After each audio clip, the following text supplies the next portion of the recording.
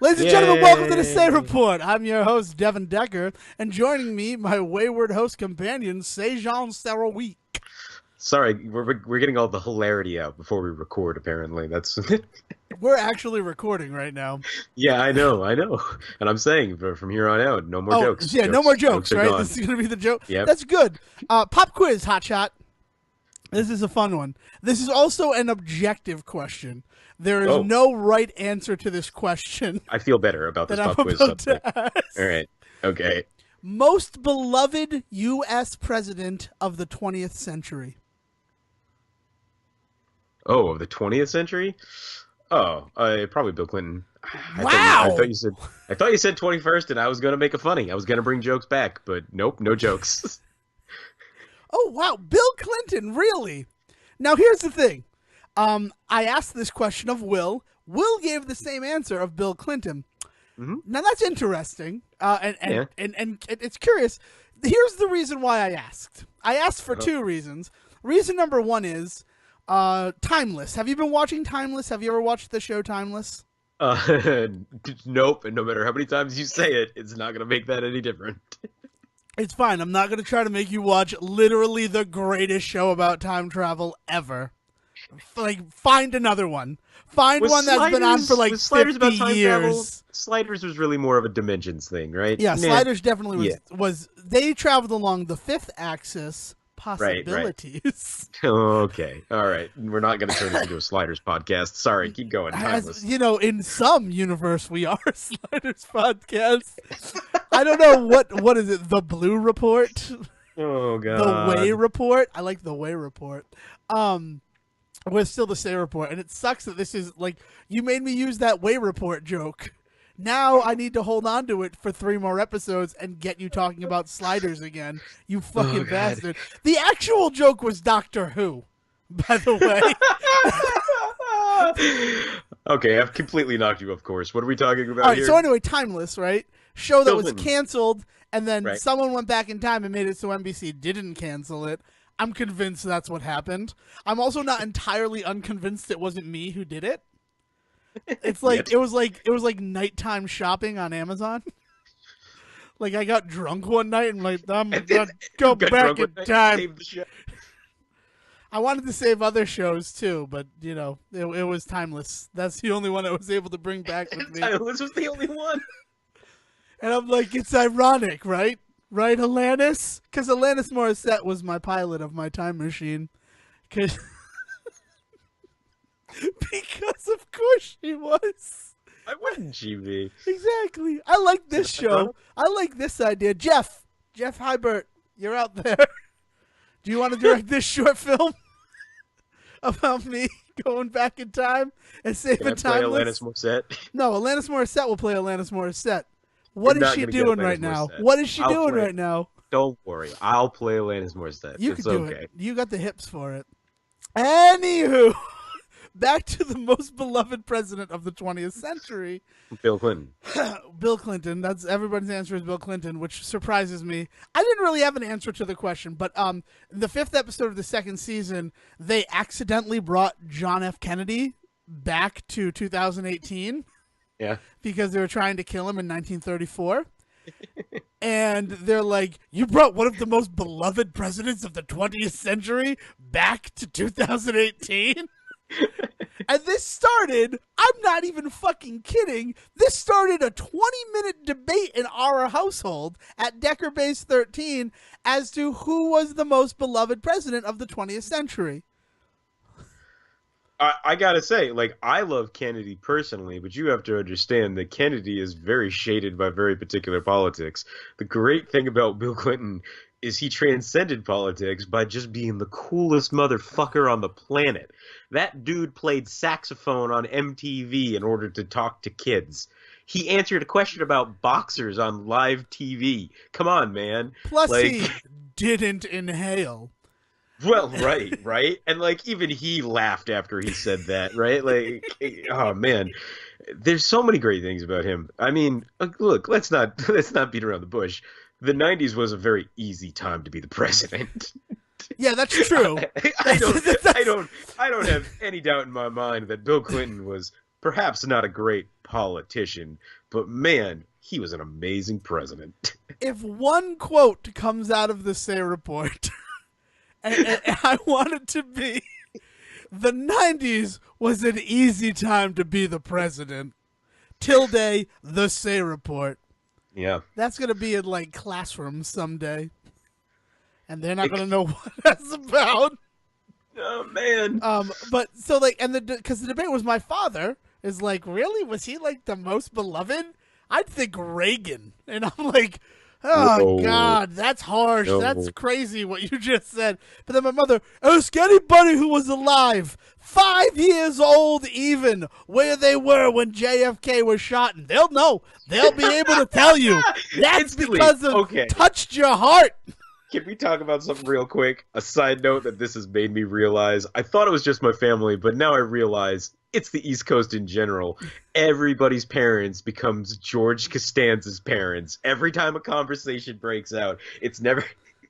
If you live on the East Coast, the second that your parents start having this like nonsensical, meaningless fight that they always have, because that's what happens in these families, about nothing, about who was the most beloved president, it always turns into an episode of fucking Seinfeld of them just being like, everybody, you ask anybody where they were when that man was shot, they all know.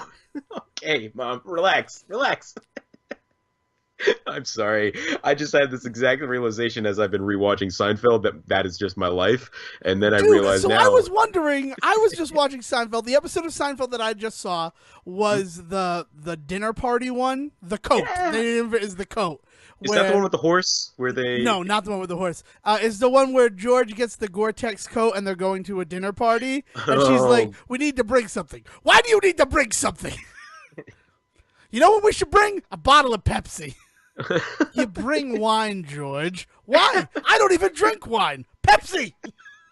Now, first of all, the craziest thing is that in that episode of Seinfeld, Pepsi, that like they're advocating for Pepsi. I mean, think about the market power that Coca-Cola has. In that, if you go into a restaurant and order a Coke, they have to ask you, "Is Pepsi all right?" Yeah. But if you ever go in you've never gone in and asked for a Pepsi, right? Like, yeah. Who does that? People don't go in and say, "I'll have a Pepsi," and then the girl has to be like, "I'm sorry, is Coke okay?" Because your response would be like, "Fuck yeah, it's okay. I thought you guys only did Pepsi here." That was a test. You passed. All right, that's it. That's your Say Report homework of the week. In addition to reaching out to us on social media and giving us your answers to who you think the most beloved president is, the next time you go to a sit-down meal at a restaurant, not takeout, not McDonald's, but you sit down in a restaurant, you need to order a Pepsi. Yeah, just order tell us a what the Pepsi reaction and was. see what happens. And not Mountain Dew, not Pepsi products. A Pepsi. You need to say as casually as people tend to do, as casually as I'm going to say it right now. We're going to do a little Casually as role they play. order a Coke, perhaps. Yeah, exactly. Sejohn, you're the waiter. I'm the guest. Let's do it. Okay, role play begins now. Hello, sir. I don't know what this waiter is. You're the waiter. He's your character. Oh, Give him okay. a backstory if it makes it easier for you. And scene begins again now. Can I get you anything to drink? Yeah, I'll have a Coke. That's what you got to do. That's what you got to do. You threw me off, man. I couldn't do it. I can't. Okay. I'm not a trained waiter, So but I here's the couldn't thing. do it. So here's the thing that we're gonna do. That's how casually I order a Coke, right? Now we're gonna role play for you how you have to do it, how your homework has to be done in the next week, and then you report back to us. I'm going to do this. I'm excited to do this. All right, so here we'll take the scene again from the beginning, but in a world where I'm as enthused about ordering a Pepsi. All right, and the scene begins. Can I get you anything to drink? Yeah, I'll have a Pepsi. Is Coke okay? Yeah, Coke. So no, we already did this part. We don't need to redo this part. That's it, though. You just need to be fucking stoked on Pepsi when you order a Pepsi. Yeah, this is something we're fucking talking about this week, Sejohn. I don't know how. I wanted to talk about the fucking Kennedys. I wanted to talk about some comics. Oh, I also want to talk comicses. about TV and such. But so that debate, you're right, that every East Coast parental relationship is the Costanzas. But yeah, they had a 20-minute fight about if John F. Kennedy is the most beloved president of the 20th century. And then I asked you and I asked Will, and you both said Bill Clinton. I really don't have a horse in this race. I'll be honest. I'm going to go with Jimmy Carter. Because Jimmy Carter, looking back, not that Jimmy fucking Carter bad. Yeah. No, Jimmy Carter in retrospect is like one of those. He's a great president in hindsight. That's the problem that Jimmy Carter's had, and I feel like he's had that problem his whole life. Jimmy Carter's the kind of guy that you remember fondly, but man, in the moment, you're just not thinking about Jimmy Carter. No, you are not. I was trying to think of like something else that's like that. It's kind of like The Sting 2. You're like, yeah, but it was all right. I didn't hate watching it. It's like no every Sting. other kind of. It's like every other kind of Pepperidge Farm cookie except a Milano. Like you remember they exist every now and then, and you think, oh yeah, they're probably good. In fact, I know they're good. But man, in the moment, you never. Yeah, in the moment, you never think I want a Pepperidge Farm cookie other than a Milano. No, that never happens. That's true. That's actually the truest statement. I want me one of them chess piece cookies or whatever they're called. I don't know what they're called, but they got chess pieces on them. Is it so like, oh man, we're missing the rooks from this chess game? What will we do? Fear not, Pepperidge Farms. Oh my god, I've never opened a bag. Do you think that they just have an entire set in there? Like how? That's amazing. That'd be great. great. You have to buy 2 bags in order to play a game. You would have to buy 2 bags in order to play a game. Did they make and chocolate? ideally, you buy a chocolate and a vanilla. Yeah, there you go. Beat you to that joke. Yeah. Did you beat me to that joke? I think we were in the car together. Yeah, we were in the car together. We were on the road. It's not like we were racing. But you were driving, so it was easier for me to get out. Yeah, exactly. You just tucked and rolled, Ladybird. Oh, God. All right. So to wrap up why I thought Kennedy would be a good start, I saw Chappaquiddick this weekend. Oh, man. And let me tell you something about Chappaquiddick. That movie is way better than it has any right to fucking be. Okay. I saw the trailer for Chappaquiddick and I'm like, no, I'm not seeing this movie. As intrigued as I was by Jason Clarke and freaking Ed Helms in a dramatic role and Jim Gaffigan in a dramatic role and freaking Nebraska there, Bruce Dern playing Joseph Kennedy Sr., no, I'm like, I can't see this movie. I'm already bummed out by the fucking trailer. Yeah, right. And it's like, I can't sit there for an hour and 41 minutes. But then my mother's like, I'd like to see Chappaquiddick. And I'm like, yeah, okay, whatever. What, 10 o'clock on Saturday? That'll be perfect. I expected it to be full of, like, older people. It was just us. It was just us until, and I will relate this story, until the movie started. When 2 people walked in on the other ramp. Like, you know how there's the 2 ramps into the really big houses at the Showcase Cinema in Warwick? There's the ramp that you go in because you're going to sit either in that first section so that you have a bunch of legroom, or you're going to sit in the last row of the middle section. Okay, right? okay, yeah. No one sits in the front part of the big houses unless it's the Grinch and it's a full house and you happen to get there 5 minutes after the showtime. So these 2 people come in, and they come down the long one. Like, it's the handicap accessible one, right? But neither one of them was in a wheelchair, so I don't know. I'm just saying. And they start talking full volume. It's so dark in here. Like, yes, this is a movie theater, and a movie is playing. Have you never done this before? Oh no! I'm so sorry. And then they both turn on the flashlights on their cell phones. Oh, no. So they can find seats. They're worse than the worst. They are shit people. What are these shit people doing in your movie theater? I know, that's what I'm saying. And it's while freaking Ted Kennedy is doing his interview. So, like, this is an important part of it so that you could see where the man was before he went and got drunk and killed a girl. Oh, no. Without remorse. I also wanted you to bring pizza. Ladies and gentlemen, we're going to put a timeout on this because we have a special guest in the house right now from our sister podcast, Say Report Jr. Everybody give it up for Dayle Decker. You should have been walking over here while I was doing the intro. Man, he vamped you like crazy. Listen, And a you're lot not happened there to tonight. land it. I saw There middle she is. school- I saw my history teacher from middle school and did not know how to react. Normally I'm cool under pressure, and it was just bad. It was just bad. It's gonna be. I'm gonna talk about it on the Say Report Junior. You're gonna hear more about it, but it was just bad. I did not know how to act. Now, when you say middle school history teacher, how many? Yes. Just jump into the thing and Yes. say that. Yes. Yes. It was Hellman, and it was very Was weird. he with his like girlfriend, who like I believe is Miss Melvin, who was I have my no idea. English teacher? I have no idea who he was with. Some older guy walked in. I was like, I know this guy from the Coventry school system. Oh, People know where we England, live.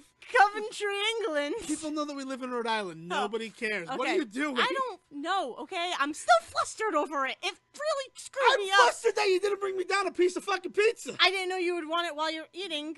Recording. Anywho, so yeah, thank you, Dayle, for stopping by. That's ladies a lot and gentlemen, of at fun. that point we realized that the podcast was still recording, and we came back as quick as we could. But could we save it? Well, let's find out. That was a really good NPR voice. I'm gonna give you total credit. I totally sprung that on her. I left a note for her to come down to the studio as Shit, soon man, we've as been she talking got about home. getting some advertising. I feel like she should pay us some money for that. Nah, man, it's cool, right? The first one's free. That's how you get them. But yeah, so That's how we hook these kids on these podcasts, game. Yeah. But yeah, so that's Dayle. She's from the Say Report Junior. They air on Wednesdays, so if you want to hear what happened when she Yes. saw her middle school Man. history teacher, I won't give his first name, Mr. Howman.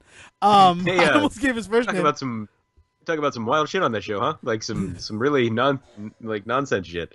Not So what were only we talking about? nonsense by shit- the way? Oh yeah, speaking of Going to a nonsense movie with shit. shit people. So yeah, Right, so movie with okay. shit people, dude. They turn on their flashlights to find the seats, and in fucking unison, me and my mother go, "Are you kidding me?" Oh God! The lights go right Nice out, loud. Let them hear it. Let and they them sit hear it. down into shit seats. They Oh, sit God. down those bottom two seats right by the aisle. They don't even bother trying to get to the middle of the auditorium. It felt good. And then they just sat and they behaved themselves during that movie. Yeah, probably because you screamed at them. Yeah, Which exactly. they deserved. I don't want you to feel like I'm shaming you. Oh no, I don't think I'm capable But I'm of shame. 100% sure they were just like, oh, fuck. Just like, they sat down real quick. Oh, God. I mean, it always happens when I go to the movies with my parents. Like, I cannot take my father to a movie anymore. He just attracts the worst kinds of people at theaters. All right, so here's the thing. So here's 100% the thing. I expected it to be full of like my mother's generation of people, right? 10 o'clock movie on a Saturday. What are you doing? What?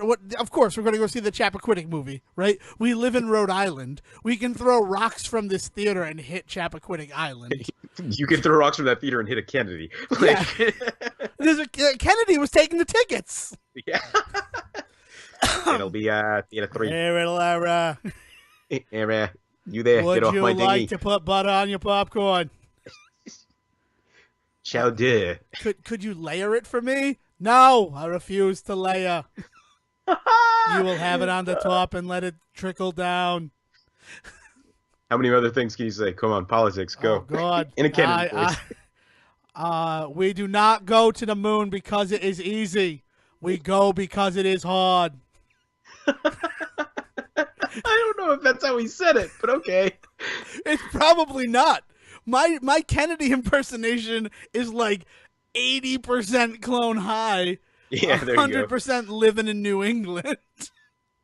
20% living in New England. There was a little bit of the Quincy family in there too from The Simpsons. You mean the Quimby family? Quigley, Quimbly, Quimby. Quigley Quimby. Down Under.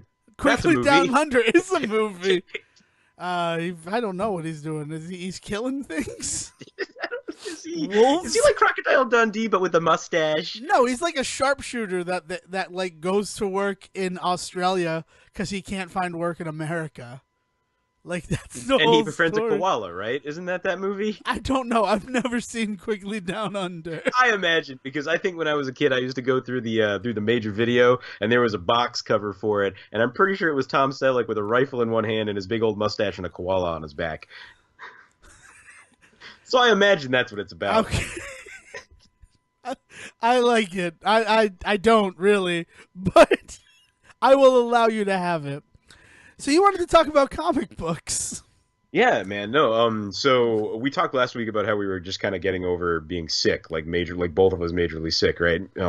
And apparently, we angered the illness gods because mine came back in like full force on like Thursday afternoon. I was at work and I was like up in this like attic area at work and should not have been up there anyway because it was finally like 80 degrees out here, which means in the attic it was like 100 and something. And I just was like tipsy. So I came home and I was like, I can't go to work for a couple of days. That's just not going to happen. So what to do with myself? I had a couple of options. My first option was to try and get further in Mario. And I have to tell you, man, I realize this game's not as fun as it used to be. Yeah, welcome to where I've been sitting since October of last year. Yeah, well, I just caught up to October Devon, and man, That's I've why got they some call feels me about Mr. Mario. October. We could talk about that more when I'm not completely off it yet, but there's a good chance that we're gonna have to find a new fun bet to make because All right, cool. this fun bet's not fun. No, I played but, Zero Mario Odyssey since we made a fun bet to get this is me what to you're play doing. Mario Odyssey. Yeah, you're just waiting me out. Now I might just do it just to be stubborn, but no. We'll talk because that clearly went out the window. The other thing though is we picked up Breath of the Wild, which was super cool, and we're just kind of getting into that in this house. Oh, God, like, were you guys able to take advantage of the Best Buy price error where Yes. they put it up for $15? Oh no, not that.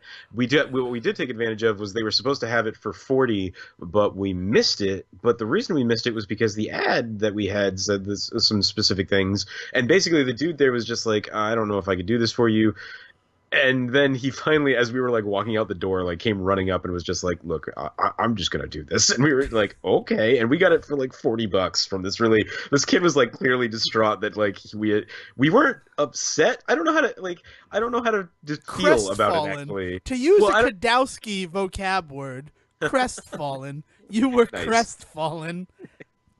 But like I don't know how to like feel about the whole incident afterwards because I feel like in a weird way I don't know, like we didn't try and guilt him and he did this thing that was cool but he didn't have to do, and I don't know, like I appreciate it. I think I'm just not used to good customer service anymore. I feel like what happened is in the 90s that's what would have happened regardless.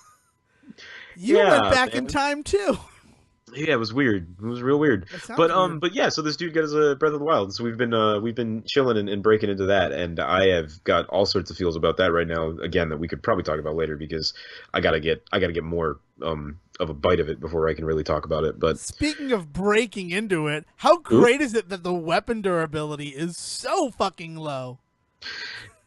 Yeah, but I'll be honest, man. I'm picking up all sorts of goofy shit, and so I don't mind when it breaks because it gives you that opportunity to use something else. Yeah, I went in, but I will admit that I had the benefit of all of this not being fresh. That's true. You had a year. You're playing it a year later. People, right, of everybody talking about it. So like I can in no way fault anybody for not liking that system, but I have found a way to enjoy it. So like I actually don't mind it, especially because now the game is what sort of silly shit can I kill people with, and like it's really fun, like picking up like gardening equipment and going around and trying to take out like ogres with pitchforks and stuff. It's really funny. So anyway, yeah, like I said, I've got some feels about that, but clearly I have to really play it a bit before we can really talk about it, because it is a giant ass game.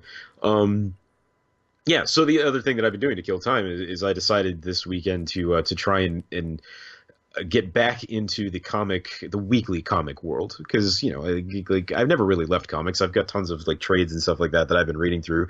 I've been rereading things like Lucifer and Constantine because just getting kind of into like these things that kind of fell apart on TV over the last couple of years. Although Lucifer is actually going strong, it's just not what it. It's not what fans thought it would be. Yeah, it's weird to talk about because at the end of the day, it never tried to be, which I actually give it a lot of credit for. Like it in no way ever really tried to be an adaptation of the comics, so it's not like I'm disappointed because from moment one, it's not. Yeah.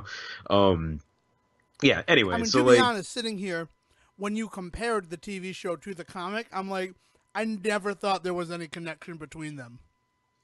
I thought they both just used that name for the devil from the Bible. No, I mean like Maz and the nightclub and everything that's like there's a lot of stuff from the books in it and it's clearly inspired by the books, but they made no promises about it being the story and like Lucifer the comics the 90% story. They're gorgeous. They're fantastic. They're beautiful comics. There's imagery in them that you'll never see in anything else. But really at the end of the day, what makes Lucifer Lucifer is the words, like the story of that whole 11 or 12 giant ass trades that they have out now. Yeah, so like the second that you watch the show and it's not that, it's no surprise to you like anymore. Like I don't know. I know a lot of people that are really angry about this sort of crap. Like we hear this sort of shit all the time, right? Like nerds getting angry that like they took Lucifer and ruined it, and but yet it's this really popular show with a bunch of people, so deal with it, I guess. I mean, that happens all the time. Yeah, I'm sure yeah, people exactly. who saw the movie adaptation of the book MASH did not like it. Yeah. And then I'm sure people who liked the movie didn't like the TV show adaptation. Right. Like it's a fickle beast in adaptation. The only adaptations that people seem to universally like is the Marvel Cinematic Universe. Well, and what's really funny about that is I mean, they very purposely started with heroes that people that didn't have huge fan bases. I mean, before the cinematic universe, Iron Man was not a top tier character for Marvel. He was not bringing in big bucks, but you know, you bet now he is, right? But like, there's a reason that they were able to make an Iron Man movie and do what they do. Jon Favreau wasn't stupid. He went for a character that Marvel was like, we care about him enough to want to see a movie, but not so much that we're going to keep an eye on you while you make it. And then sure enough, Favreau did that whole thing and it just blew everybody away, you know? Exactly. Right. So like they're, yeah, I mean, adaptations are a fickle beast for sure. But, it's got me itching to go like back and like trying to actually read some recent stuff. And so the big thing that I bought this week was, have you heard about Dark Knight's Metal? No, I haven't. The only thing I know about Dark Knight's Metal is that you don't usually tear up while reading comics, but all of the feels. Yeah, man. So Scott Snyder is my current like favorite comic writer. I mean, like honestly, he's slowly becoming my favorite comic writer of all time. I mean, the way that he just handles a lot of the DC characters and the stories and the depth that he brings to everybody. The big thing that I caught him on was when he started doing Batman during the revamp, 4 or 5 years ago at this point. Yeah, in the New 52 revamp, he got Batman. Can I blow your mind? What's that? 6 years ago. That is 6 years ago. Shit. Yeah. And it's a explain phenomenal why story. I know that because He introduces the Court of Owls and all that sort of stuff, and has a really fantastic take on the Joker, in which the Joker like loses his face and then like spends the rest of Scott Snyder's time walking around with a stapled on face. Ugh, it's horrifying, and beautiful. Like the Return of the Joker in the Scott Snyder series is one of the greatest Batman stories ever written. So anyway, he's been proving himself time and time again. If you really want to read some really good stuff of his that is completely off the chain, you should read American Vampire, which is like his big series that got him started. Became so popular that Stephen King even wrote an issue of it. It's so good. I actually went out as Swisher Sweet, the main character of it, for Halloween one year. I was so in love with it a few years ago. But anyway, so I love Scott Snyder. So they've been giving him a lot more like bigger and bigger projects to do. Finally, they let him do a revamp of the universe. So Dark Knight's Metal is a 6-issue complete retooling of the universe, which DC does every few years. I mean, everybody does every few years, right? And what's great about this one, though, is as much as it does revamp the universe, it actually doesn't reset it. One of the very few big events in the last few years that hasn't done that for DC. It is actually going to allow a lot of stuff that they have been doing to definitely continue. It's just going to augment a lot of it, which is really cool.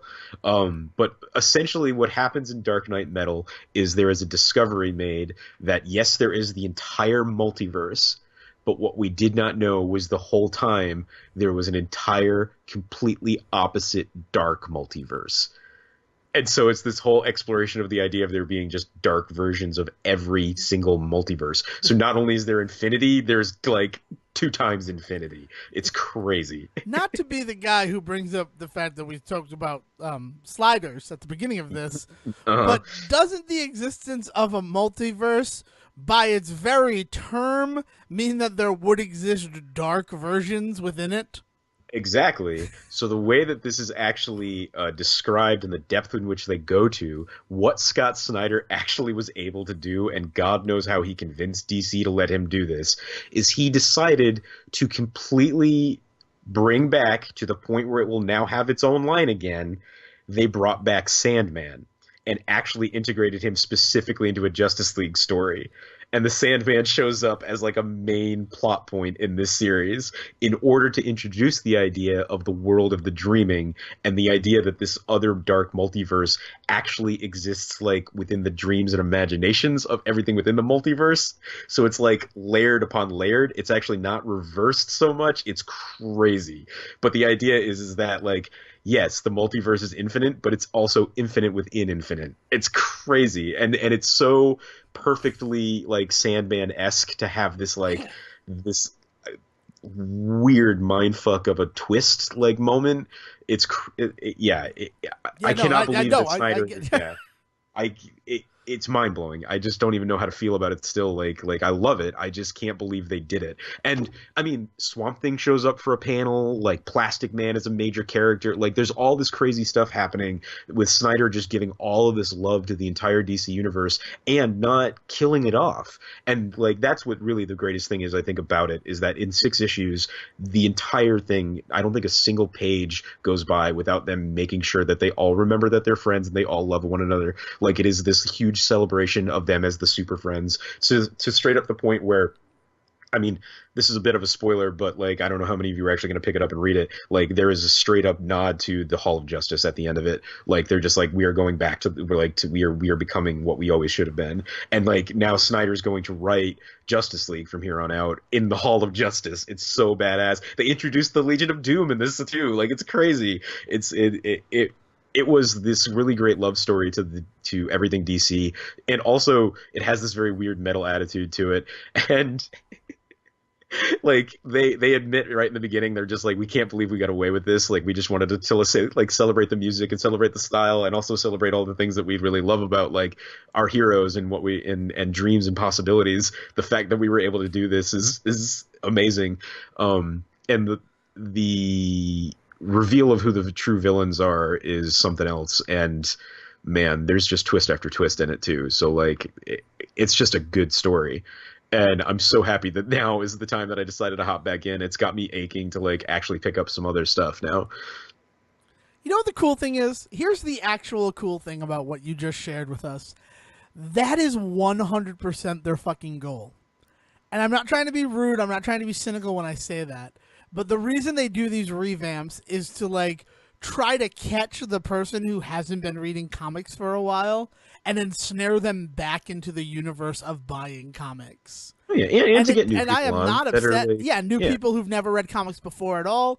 It's this weird thing, and I'm not faulting you. I'm not doing. It's just really cool to see that it does fucking work. Well, that like tried and true marketing in comic books. Oh, yeah. And it works, but what's funny is that like they can make it work in this instance in these comics, but they can't get that to work for me in theaters, right? Like, what do you do in DC? Like, I don't know if maybe they just don't have enough control to do what they should be doing, because they clearly know how to do it. Like, the idea that they can do an event like this and have it be really dark. I mean, the thing is this is like a really dark story, but goddamn, is it if it's not filled with hope?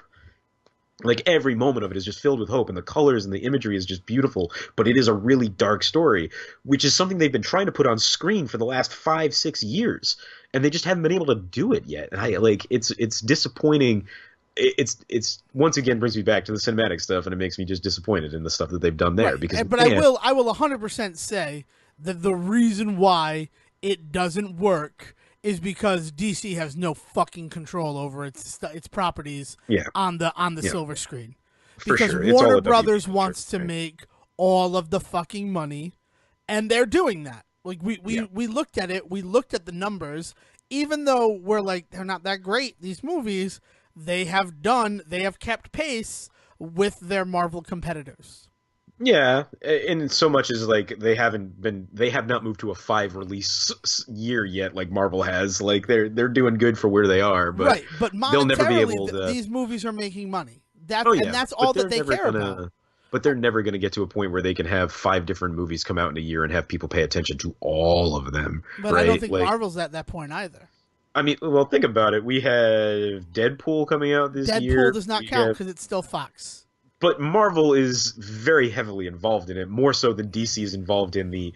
I mean, especially Deadpool of all of them. I mean, I get where you're coming from, but I'm talking specifically looking at the owned properties. Yeah, you're talking about Disney Marvel stuff. Yeah. I mean, they haven't been able to break the mold of 3.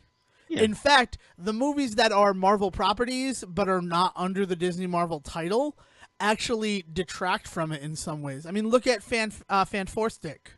I have not called it Fan4stick in a long time. I can't believe I got it out. That year, well, that was like 2015, right? Mm-hmm. God, 3 years ago. That fucking movie that was probably really good, and then they made him reshoot it because they're idiots.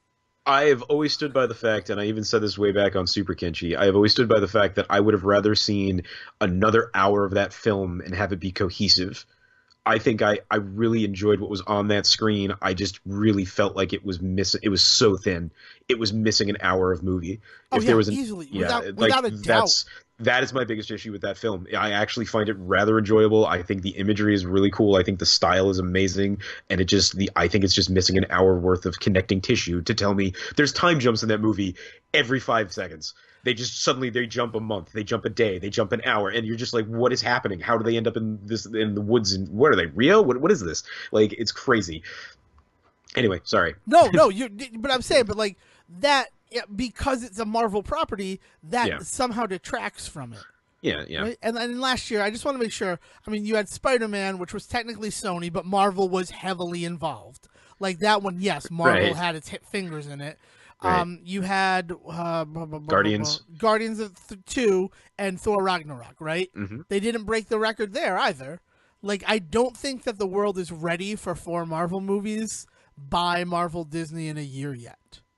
I think that 3 is the safest that they're feeling right now. Well, and I actually think that they're actually going to swing in the other direction, because I guess I hope that they're smart enough to swing in the other direction, because once we get past Avengers 4, like, I think they're actually going to do the take a back seat for a moment thing, and actually like rethink where they're going to go with the universe. We'll still see Marvel movies, but maybe we'll only see 2 a year instead of 3 or 4. Right, which I would be completely fine with. I have no issue with that in any way, shape, or form.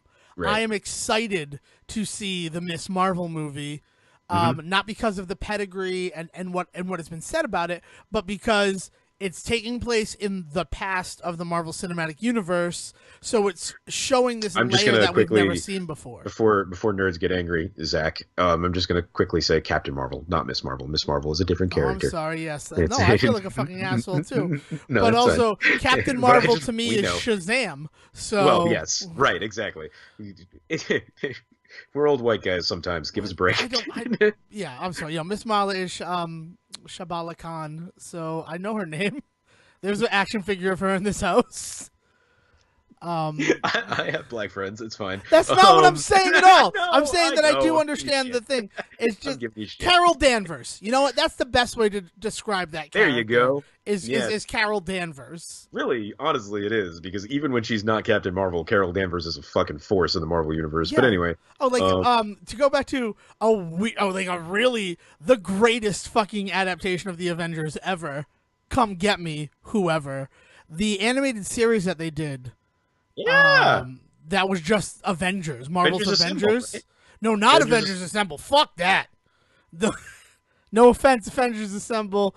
You tried, but the one before it. Oh, the one before it? It ran for 3 seasons, and then they decided That's to... the Skrull storyline? Where they all get... Where Cap... You realize at the end of season 1 that Cap wasn't Cap, like, the whole time? Sorry, spoilers. That's... There's 3 seasons. No. That's Avengers Assemble. Okay, I thought so. The Skrull storyline is Avengers Assemble.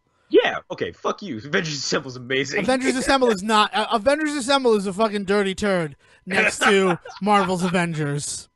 Because they reached out and they touched so many different corners of the Marvel universe.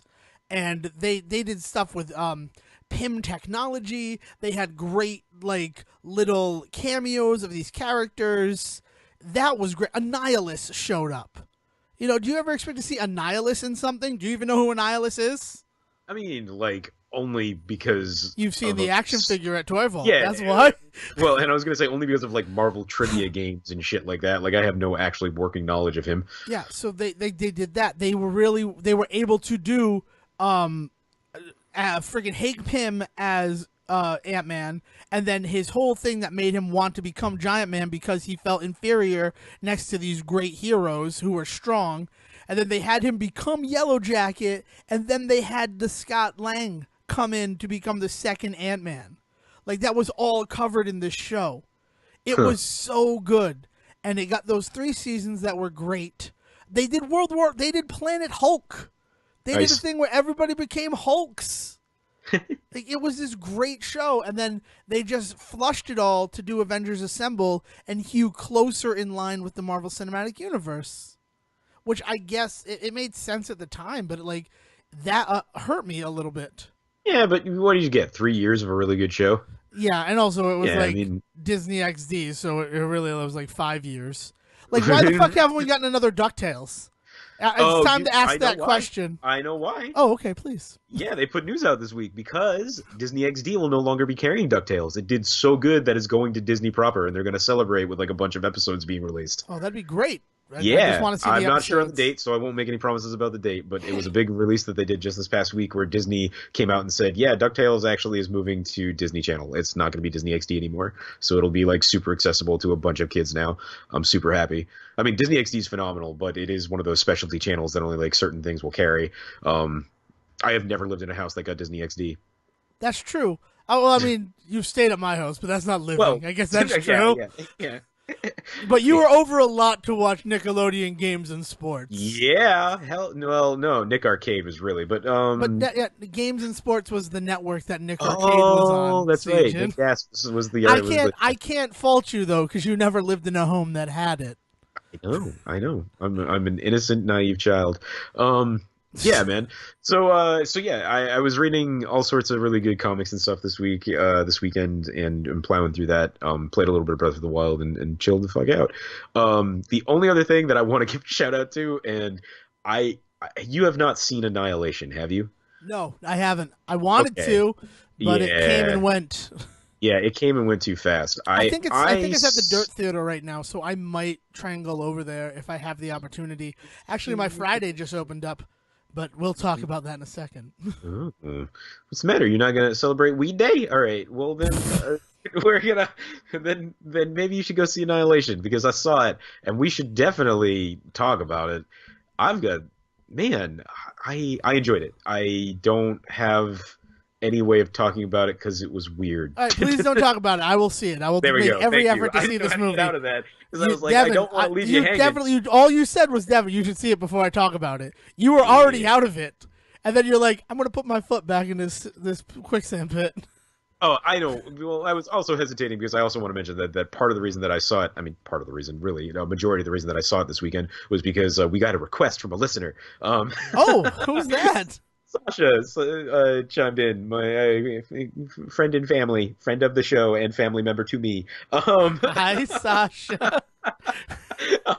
You sound like a cat. I'm afraid that Sejohn's talking to the cat. Oh no, she's not a cat. She had cats, but she's not a cat. She does take care of animals, and she lives in a zoo. That's not what I meant to say, but she works in a zoo. Is she Matt fucking Damon? Did she buy a zoo? Is Scarlett Johansson there inexplicably? So her and her boy toy are way into like biology and shit. So surprise, surprise, she was way into this idea of this group of like scientist badass women like going into this thing and doing some damage. And so she pointed it in our direction, and she was like, I want to hear what you have to say about it. And so I watched it, and I thought instantly, man, I have a lot to say about it, but Devin needs to watch it too. You did that wrong, is what I would like to say. You shoot me a text message and say you need to go see Annihilation. You get in touch with me. Like I thought you were next to me on the couch the whole time. I thought you. I believe that. I 100% believe that you believe I was there. I believed that you were at a couple of things I did this weekend. You weren't, but like you put me before a judge. I swearing on a Bible to tell the truth, the whole truth, and nothing but it. Yeah, Sejohn was right there. He was eating pickled eggs right out the jar. Man, that was a weekend for me then. Yeah, it was. Why? What did you do this weekend? Were you sitting around eating pickled eggs? No. Pickled egg commentary? You know what this weekend was, and I'm glad. Okay, so you played Breath of the Wild.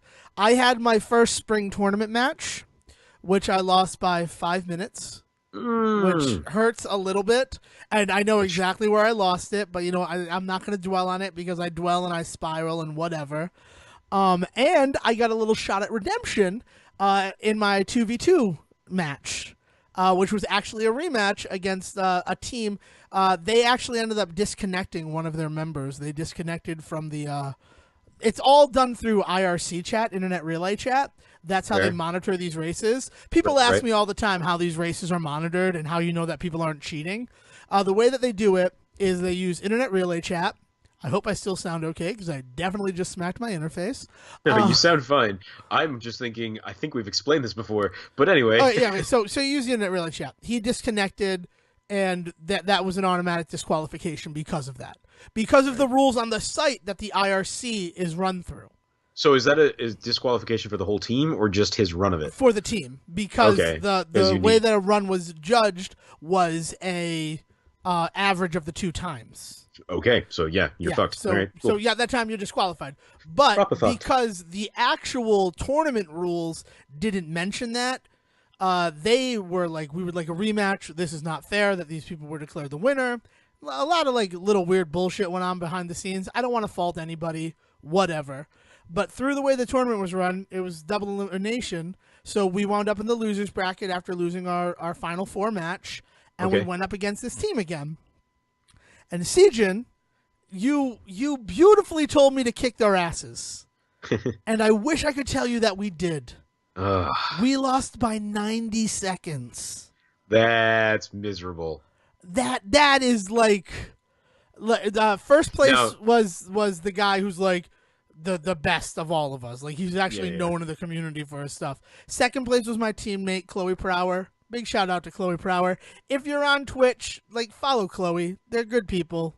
And Prower, like Miles Tail Prower, is pretty great. I love their Twitch name. Awesome. Nope, that's a pretty badass name. Yep. They wound up in second, and then it was a race who would finish next. Because if I finished in third, we would take it, and if the other contender, Genja, finished, then they would have won. Yeah. Even like, basically, right? Because you still have the averages and maybe whatever. And and Genja finished at 1:51 and 24 seconds. I finished at 1:52 and 17 seconds. So you average it together, and it's a 90-second like time difference. Also, I finished last, which really kind of sucked. But that's the nature of a 2v2. For those keeping score at home, that was Devon. But yeah, it's one of those things where like that's the nature of it because I was doing a lot of the legwork and the exploring, so that Chloe could just go to like, go to this chest is where the big key is, and then go beat the boss. There's nothing else in Eastern Palace. Right. So you were doing the discovery side of things, but can I ask, was this because? If you had to guess, was this because of a marked improvement in their play style, or was this because whatever disqualified or whatever the first time that they were not happy about, was it because you didn't have that? No. The disqualification was because of the disconnect, but I understand that. But there was also some nonsense about how they felt like the way that you guys was doing it was not very fair. So this time you couldn't do it that way.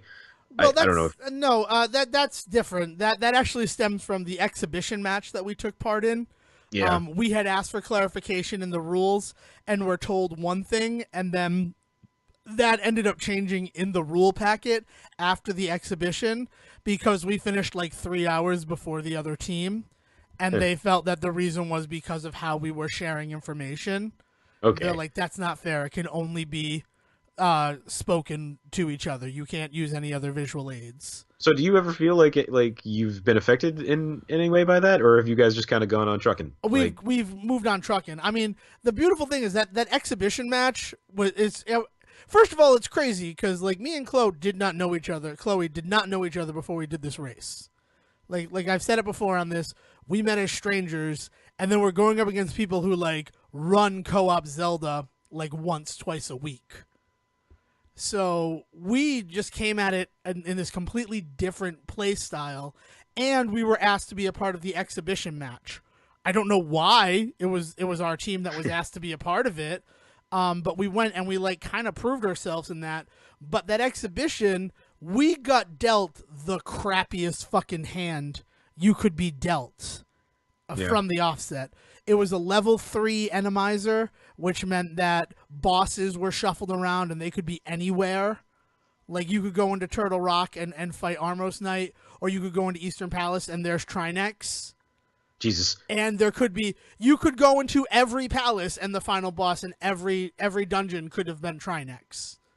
Like, that's the way that, like, the level 3 enemizer works. So we had that. We had cross-world entrance shuffle, which means that you could go in a door in the light world and exit in the dark world, and if you don't have the moon pearl, you're screwed. And then anything you enter from the dark world, you stay as the bunny sprite. You don't turn back into Link even if it's a light world, because that's not how the check is run. Oh, God. The check is run upon entering the light or the dark world.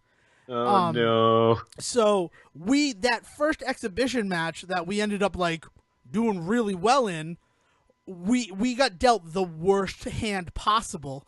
And because of that, because of us getting the worst hand possible, they revamped the entire tournament so that those things would only go into effect after the second round. So third round forward, that's when you could start getting hard mode as your difficulty, because we had hard mode as our difficulty, which means that there's no gold sword. You can't use the silver arrows, but they're still out there somewhere, like mocking you. People didn't realize that randomizer does mean random, right? I feel like people hear random and they think, well, then that means it'll almost never happen. But it's like, no, random means you should expect the worst to happen immediately. Right. Like, why was that not planned for? So and that first match that we did, we had only ever played together one time before it. And that was like a truncated, we just did like a quick thing to like kind of get used to each other. We didn't even end up finishing that seed because the exhibition match started. So we practiced and then we played on like a grand stage. And we got dealt the hardest possible thing ever. So it was this huge trial by fire, and then they're like, oh, we've made it a little bit easier in the first 2 rounds. So, of course, those first 2 rounds were not that difficult for us. Because we had already been like, oh, yeah, we've already been to the sun. We'll go to Mercury. It's not the sun. Nice. Very nice. So that whole thing occurred. And actually, one of the things that was cited when the ruling was made by the administrators of the tournament regarding the rematch was if there had been a clear lead on your part at the time of the disconnect, maybe we would have considered it, but literally you were in step with one another at the time of your disconnect.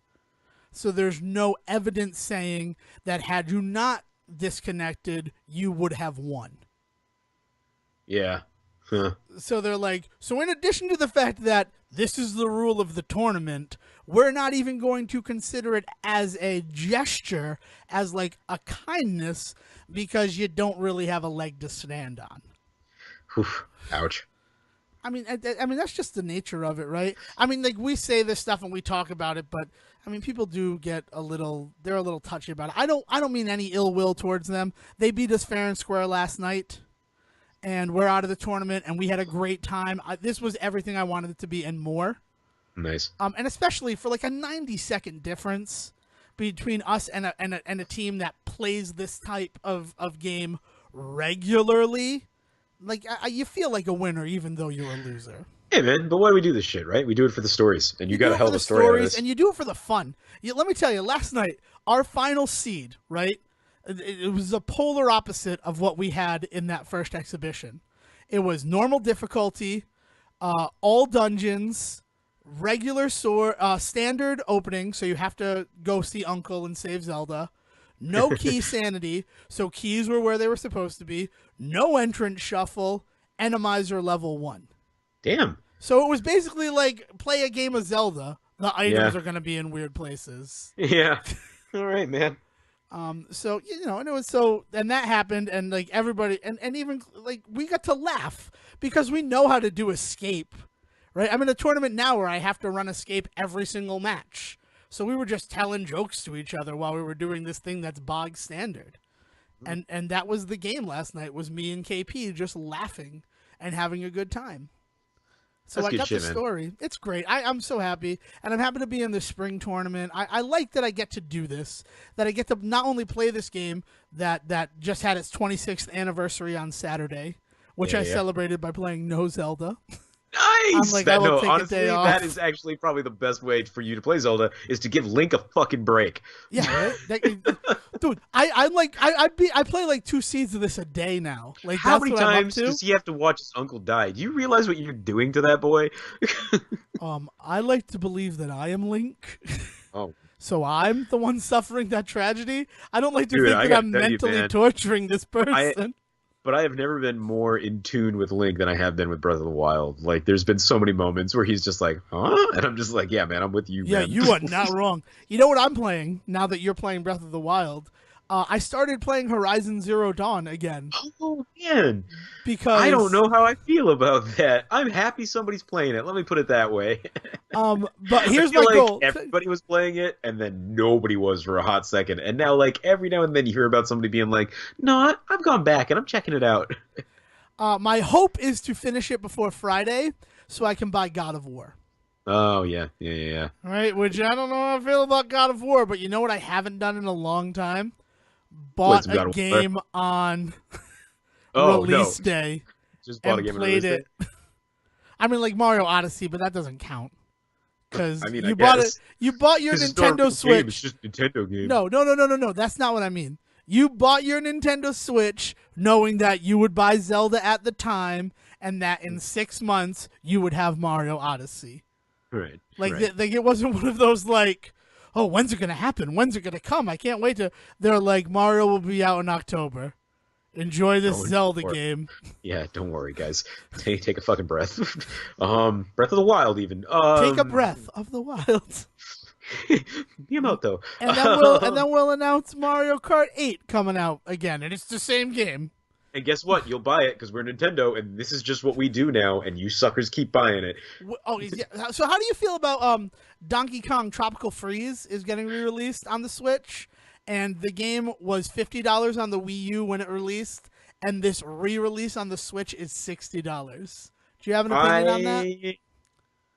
First of all, I was weirdly surprised it was $50 when it came out on the Wii U, so the price thing actually is kind of meaningless to me because in my head I even forget a lot that it was $50 and I just think about it as a $60 game because I played a lot of it and it's a $60 game. I don't know why they was ever not. So like games are expensive and I mean, yeah, they're not making it whole hog this time, but like I don't know, it's going to be a game on the Switch.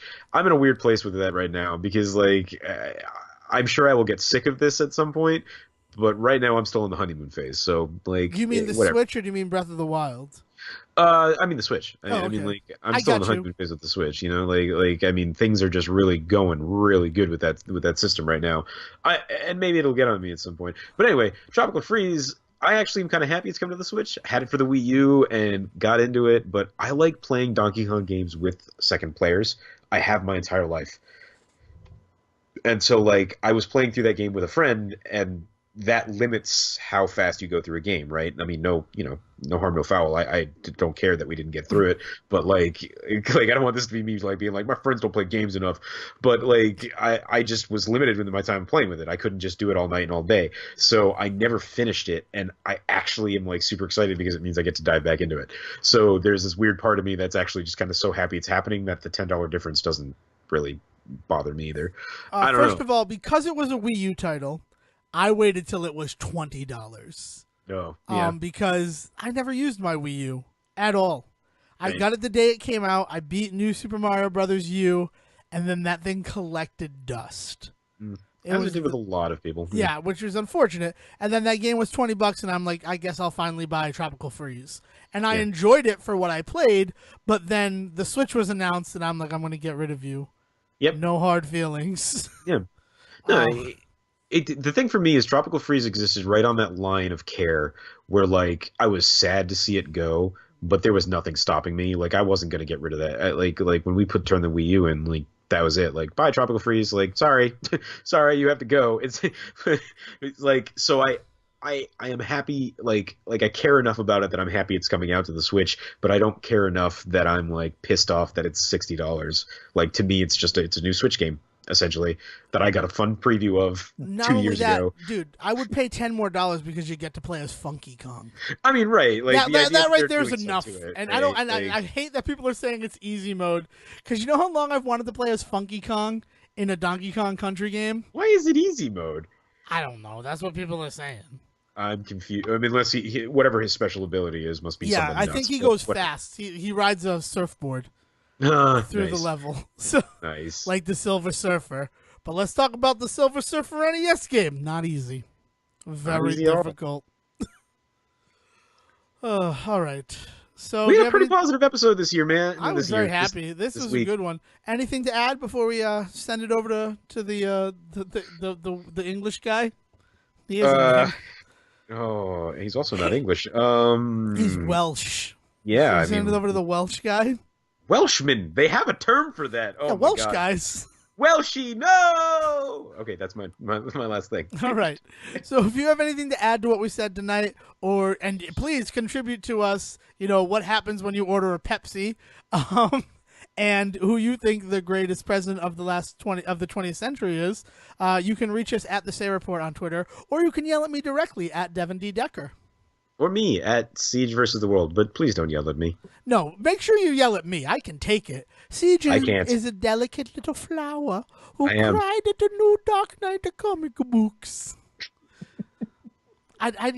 You know what? The only reason I'm giving you shit about it, the feels. I hate Yeah, when man. you use that word. Really? It gets Oh, right on, yeah, man. or it hits me right in the feels. Siege. Here's one of the big things that Dark Knight's Metal does that you never expect.